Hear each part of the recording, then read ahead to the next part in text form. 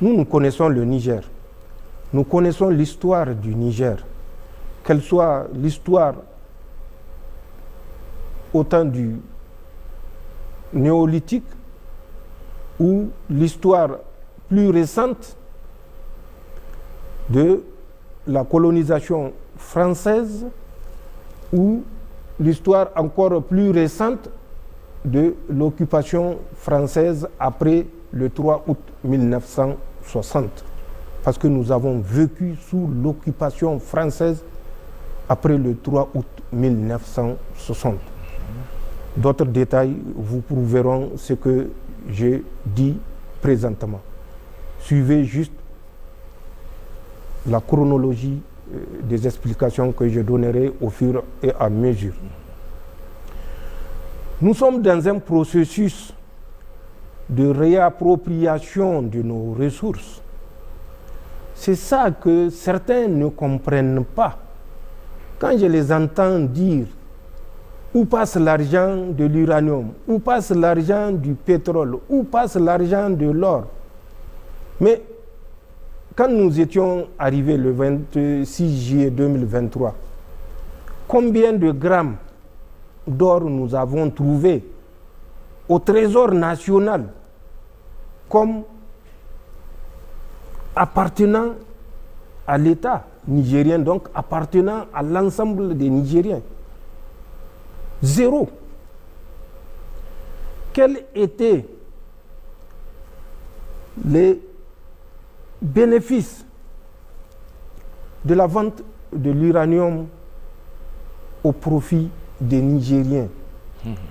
Rien. Au pire, les Nigériens ont bénéficié du cancer, de la pollution de leurs ressources hydriques et de nappes souterraines.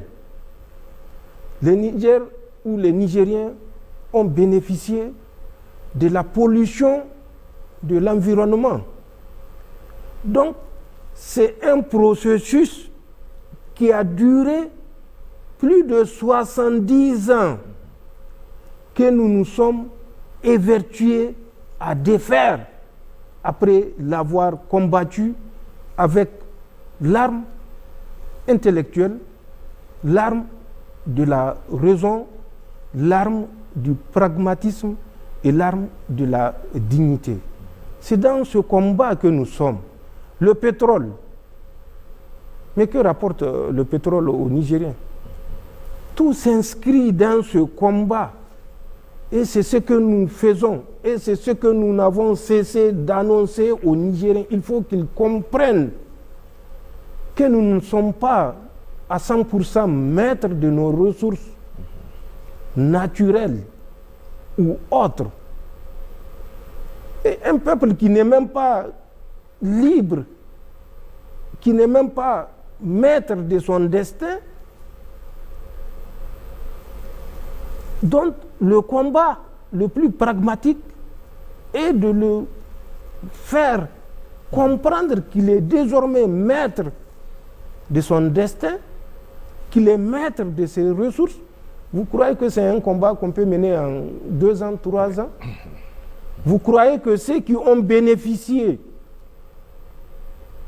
de toute cette manne vont rester les bras croisés? Jetez un coup d'œil à ce qui se passe en France.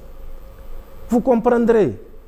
C'est vrai, ils ont réussi à convaincre les Nigériens, et pas des moindres, que notre uranium a moins de valeur que de l'argile, que l'apport des oignons ou je ne sais pas de quelques feuilles de gabou ont plus de devises à procurer au Niger. Mais nous ne sommes pas naïfs. Nous savons que ça là c'est un narratif pour convaincre les Nigériens de l'inutilité de son uranium. Allez-y voir le fait d'avoir arrêté ce pillage systématique. Allez-y voir l'effet que ça a produit dans la politique d'Emmanuel Macron. Et je le comprends en partie. Et c'est pourquoi je compatis à ce qu'il endure.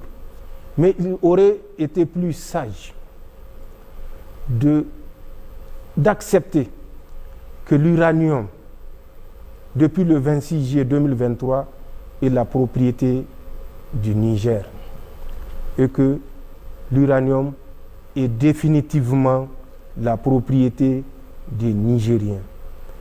Un partenaire sérieux qui ne méconnaît pas, qui ne vient pas avec l'esprit de pillage qui les a toujours guidés, qui ne vient pas avec l'esprit hautain, condescendant, mesquin vers nous, négocier, que ce partenaire comprenne que nous sommes disposés tant que ce n'est pas ces qualificatifs, ces critères qui le guident. Donc, nous nous approprions nos ressources. Nous remercions et félicitons les employés de la Somaïr, puisque la Cominac a été assassinée par les mêmes Français quand ils ont pensé que l'uranium n'a plus d'apport économique suffisant, où ils avaient choisi de ne pas investir pour réhabiliter les galeries de la Cominac. Ils l'ont purement et simplement abandonné, malgré le fait que les actionnaires qui sont d'autres nationalités aient versé l'intégralité des fonds destinés à la réhabilitation du site. Malgré ce fait, les Français ont refusé de continuer la réhabilitation du site pour nous laisser plus de 600 km de galeries en train de contaminer notre nappe phréatique. Et c'est à nous que je vois certaines organisations mettre en garde. C'est à nous que je vois certaines organisations donner un avertissement pour vous dire le degré d'immoralité qui conduit les affaires internationales aujourd'hui. Donc, que les Nigériens comprennent qu'on ne vit pas dans l'opulence, mais le combat que nous menons est justement celui de permettre aux Nigériens de vivre dans l'opulence. Actuellement, ce qui est des préoccupations alimentaires, je crois que nous avons tourné le dos et nous avons définitivement tourné le dos. Il faut que les Nigériens comprennent que d'autres Nigériens se sacrifient pour qu'on atteigne ces objectifs. C'est le cas des forces de défense et de sécurité, c'est le cas des employés, comme je l'ai dit, de la Somaïr, qui produisent cet uranium, et c'est le cas des Nigériens conscients, résilients, qui savent que le combat ne fait que commencer. Le combat est au début, parce que les défis sont énormes.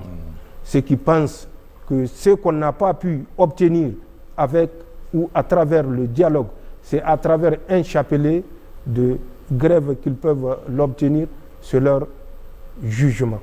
Mais ce n'est pas un jugement que je partage et ce n'est pas un jugement que les Nigériens partagent. Quand nous étions arrivés au niveau de l'éducation et de l'enseignement supérieur, nous avions trouvé des arriérés de 2021, 2022 et 2023. Au niveau de l'éducation, les contractuels de l'éducation ou de la santé, nous avions trouvé des arriérés de 8 mois. Nous étions soumis à un embargo sauvage où nos propres fonds ont été irrégulièrement et illégalement confisqués parce qu'il y a des laquais prêts à répercuter les ordres du Seigneur Macron. Nous avons malgré tout été imaginatifs. Nous avions déterminé, pris des décisions pour que tout développement se fasse à travers nos ressources endogènes, puisque les ressources exogènes ne sont plus ou n'étaient plus à notre portée. Même les ressources endogènes qui étaient dans un circuit que nous ne contrôlons pas ont été mises hors de notre portée.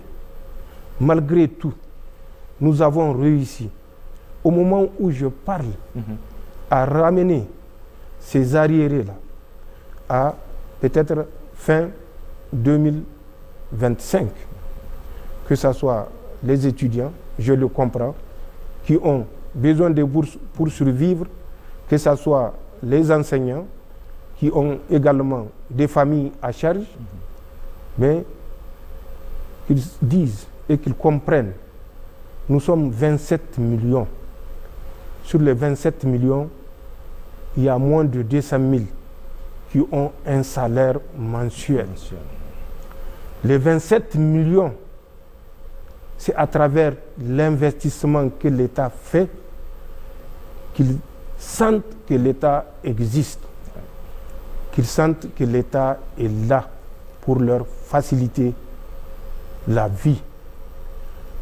Donc, que les autres également, qui ont ce privilège de se prévaloir d'un salaire à la fin de chaque mois, comprennent que c'est des sacrifices énormes qui sont consentis pour réduire les arriérés que nous avions trouvés et essayer d'être réguliers.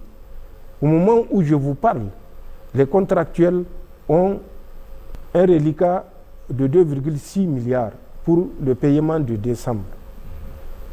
Et les bourses, je crois, c'est 444 millions pour décembre. Donc nous sommes conscients, nous suivons, mais qu'ils comprennent que c'est le moment de sacrifice. De la même façon que nous nous sommes évertués à réduire les mois d'arriérés qu'ils avaient à notre arrivée et sous embargo, ce n'est pas avec plaisir que nous accusons des retards d'arriérés. Qu'ils comprennent que des militaires, des FDS, accusés également des mois d'arriérés. Pourtant, ils se sacrifiaient pour ce même pays. Ils mouraient pour ce même pays. Qu'est-ce qui fait ça? C'est la conviction que si nous ne faisons pas le combat, personne ne le fera à notre place. Et qui dit combat, dit combat. C'est la lutte. La lutte, ce n'est pas dans un salon qu'elle se mène. La lutte, elle est matérielle, elle est physique, elle est morale.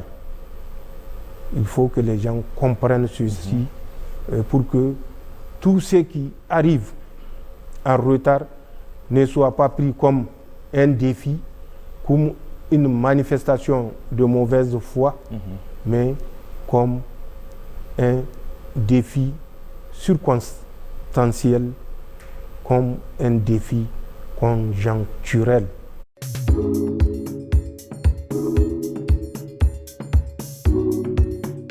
Et c'est ce que j'ai à dire par rapport circonstanciel comme un défi conjoncturel. Et c'est ce que j'ai à dire par rapport à votre question. D'accord. Monsieur le Président, en ces moments difficiles pour tous, vous venez de le dire, beaucoup de nos